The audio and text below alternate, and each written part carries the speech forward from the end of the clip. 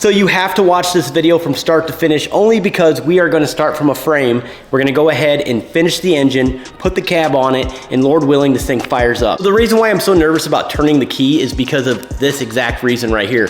Thousands of dollars put into this truck. For example, 2 Ryan's diesel service turbos. We have a twin kit from HSP Diesel. I have dual fuelers from PPE, a lot of stuff to mention here. Built bottom end by Miller Engines. Not only that, we have some cast iron Duramax PPE heads. And of course, big injectors, big fuel from AirDog. And the list goes on. I can keep talking about performance modifications, but it's going to tire your brain. So technically, if I can get this whole truck put together in this video and actually turn the key and fire it up and have absolutely no issues, I'd be kidding if I thought nothing would ever happen. But I'm gonna go ahead and take you guys along for the journey and see how this actually unfolds. You see, a few years ago, I purchased this truck. It was flipped over in a cornfield somewhere in Illinois. Brought it back here to Michigan. I also picked up a Texas roller, brought it here as well. Put the drivetrain, swapped everything over to make a complete vehicle. Once we've mocked everything up, I went ahead and stripped the frame out from underneath it, completely powder coated it, sandblasted it. And then of course we did a complete one-off custom pearl pink pearlescent paint job. It looks absolutely amazing. Completed all the body work, so I guess the last pieces of the puzzle is to put this monster together and see how this all works out. Now before we do anything, I have some pretty exciting news to share with you guys. We have less than a month till the contest ends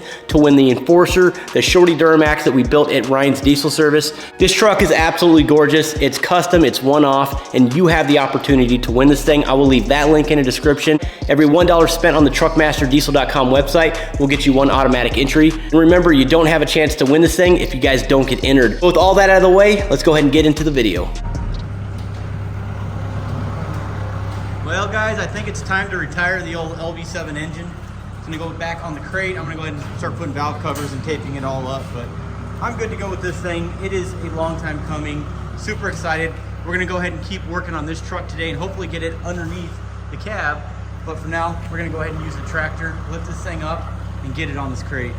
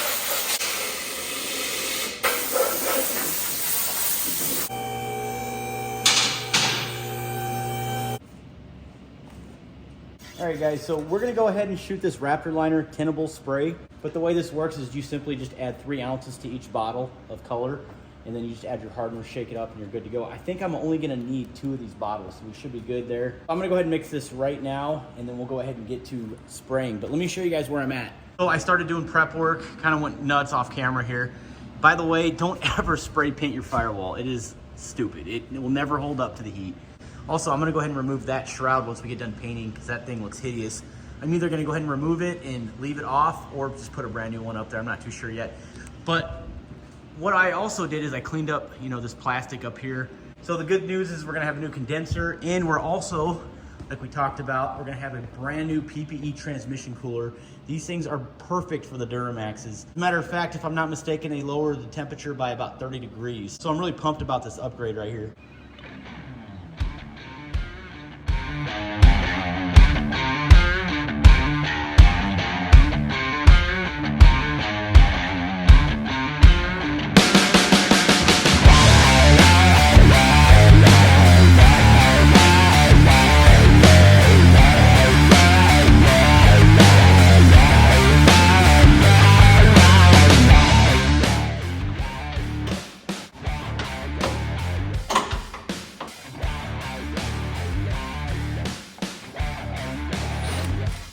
Check it out, guys. This is the stock trans cooler. I just wanted to show you guys something really quick. This is really cool.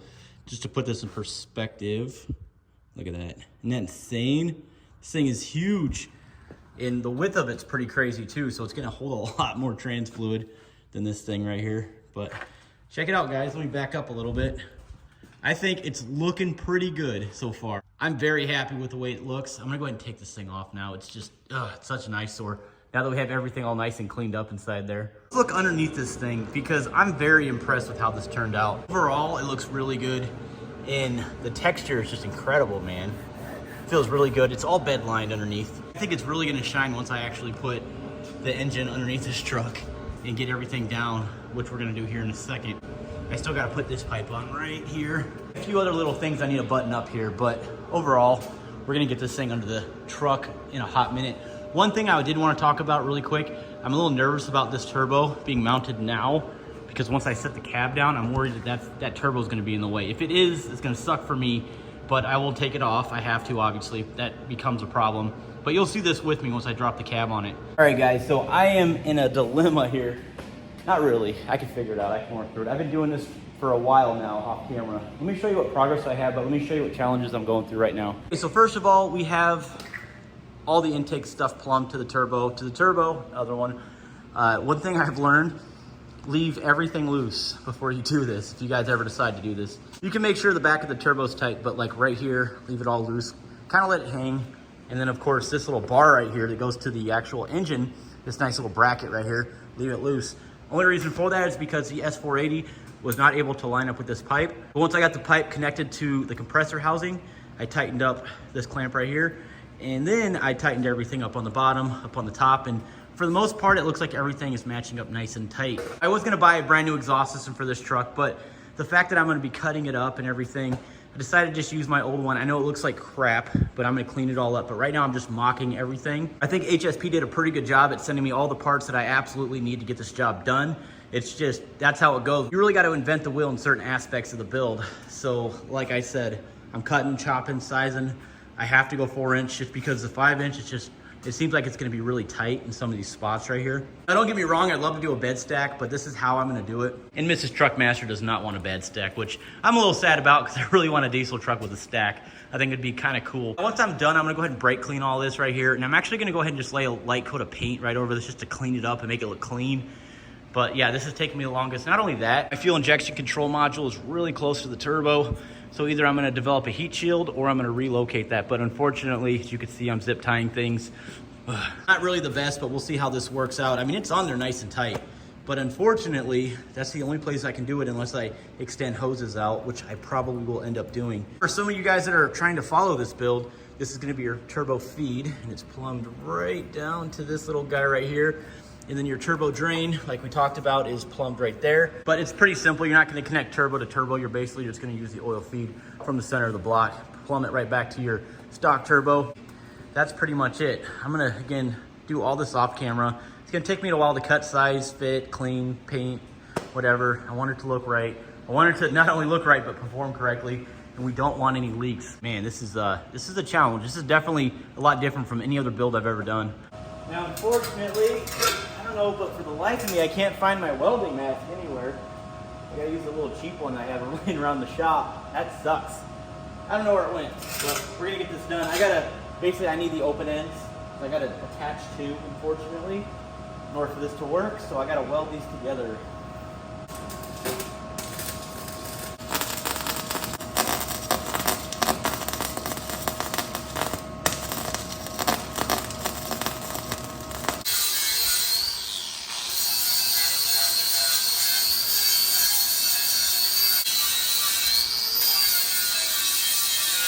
All right, so we have both ends connected. Looks horrible for one-handed welder. That's actually not too bad. But anyways, yeah, we're gonna go ahead and get this pipe on there. I still got more cutting and sizing and fitting. I'm just all over the place right now with pipes. This is actually taking pretty long. This is taking longer than this, actually.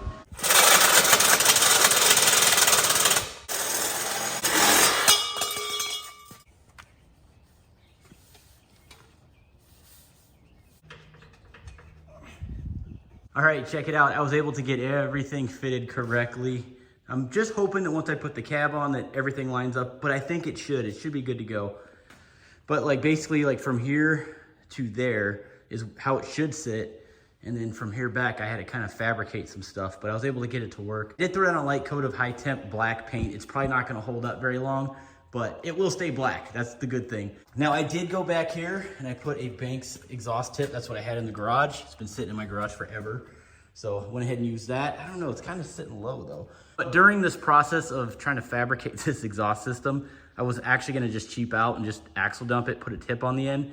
Then I thought about it. It wouldn't be a good idea just because I don't want to have to constantly keep cleaning the powder coat because that black smoke will get everywhere. I just want the exhaust to completely exit away from the vehicle. So what do I have on the agenda next? I think I have pretty much everything buttoned up. I think the only thing I need to do now is just start putting fluid in everything. I want to do this right here, just in case the oil starts to settle in the engine pan, the transmission. If there's any leaks, I can fix it before I start scooting this thing underneath the cab. With all of that out of the way, let's go ahead and start putting oil in this truck and make sure nothing leaks. So let's do that right now. I will be using the AMSOIL 15W40.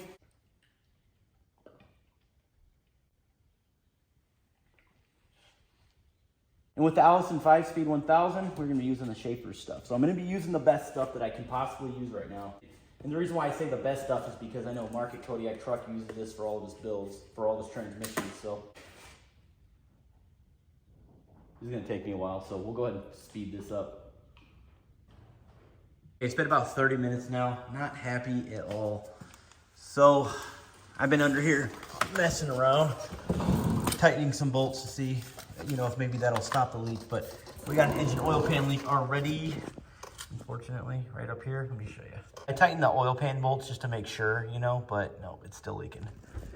As you guys can see, it's leaking quite a bit too. So unfortunately, I'm gonna have to drain the oil, drop the engine oil pan, and reseal the oil pan. Since I'm already here, I might as well go ahead and just put like a PPE engine oil pan on there maybe. But yeah, I want to keep the engine oil. Obviously I don't want to lose it, but I'm glad I'm doing this now. Unfortunately, I can't get it on the hoist to fix that. But that's my only leak. That's the only hang up. Actually, it's not that big of a deal really because, it's just an engine oil pan. It takes a while, but at the end of the day, it's not that big of a deal. So unfortunately, this is going to set me back. This sucks. I'm going to have to, like I said, drain the engine oil, reseal it. I'm going to go ahead and let it sit for a day just so the sealant or the gasket maker material can actually, harden. And then I'll go ahead and put the engine oil back in there, but not happy. Man, I'm tired. I got so many hours on this truck. All right, I'm beat. All right, guys, it's the very next day, and I went ahead and put a brand new PPE pan underneath that engine, sealed everything up. Hopefully everything works out. We're gonna go ahead and put the engine oil back in the engine and see if it leaks. We'll see what happens, so bear with me. I would like to say that I do apologize for not videoing everything. This has been a very frustrating process. I'm sure you guys can understand. Very tedious. I just want to get through it. But that is the engine oil pan right there. It's very dirty. I gotta clean it up.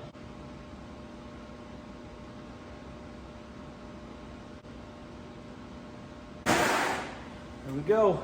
I'm gonna go ahead and let that sit for about 30 minutes to an hour. Come back to the garage. If it starts leaking, yeah, we're gonna have more issues. I don't understand why it would though.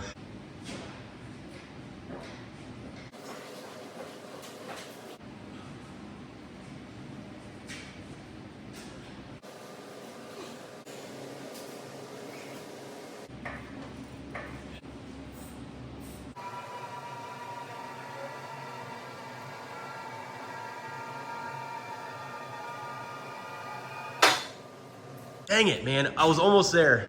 30 minutes later, look what I found. Yes!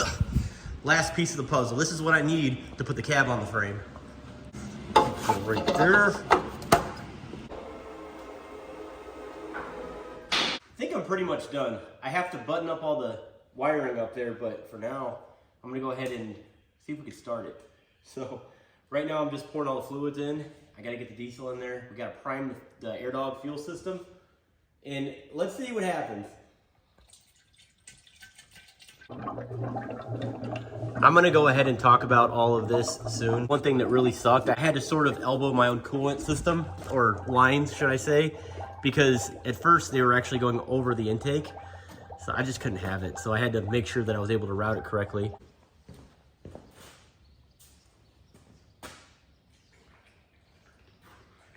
Okay, here we go. I have the power plugged in. Let's go ahead and turn the key for the first time. It's been about, I'd say it's been about a year since I had this engine pulled, so let's see what happens. Oh boy. Let's listen.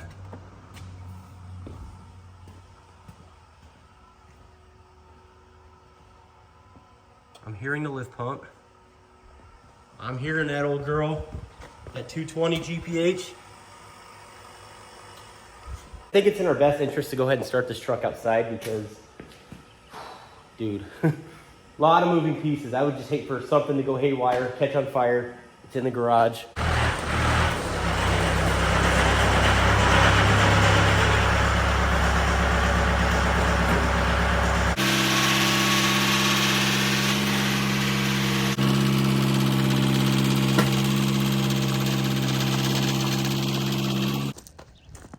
Here goes nothing, guys. I don't think it's gonna start right away.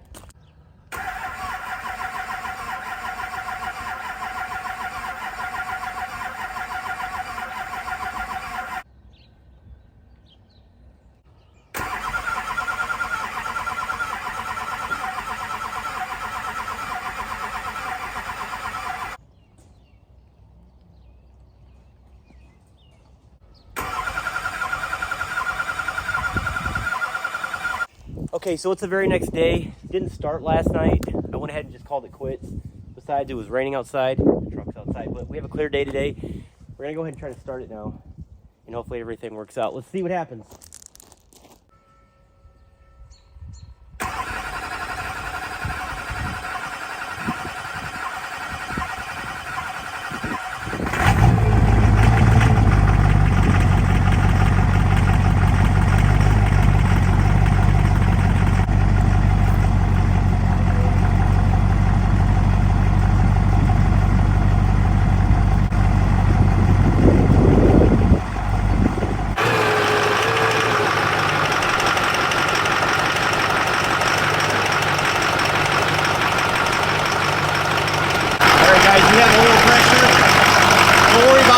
Noise. That's normal. There's no oil. The oil's trying to get into everything right now. Woo. It started, boys. We have oil pressure. That's what's important. I gotta check the leaks. We leaking? We leaking? We're not leaking yet. We're not leaking yet. I say yet, but knowing my luck. It started.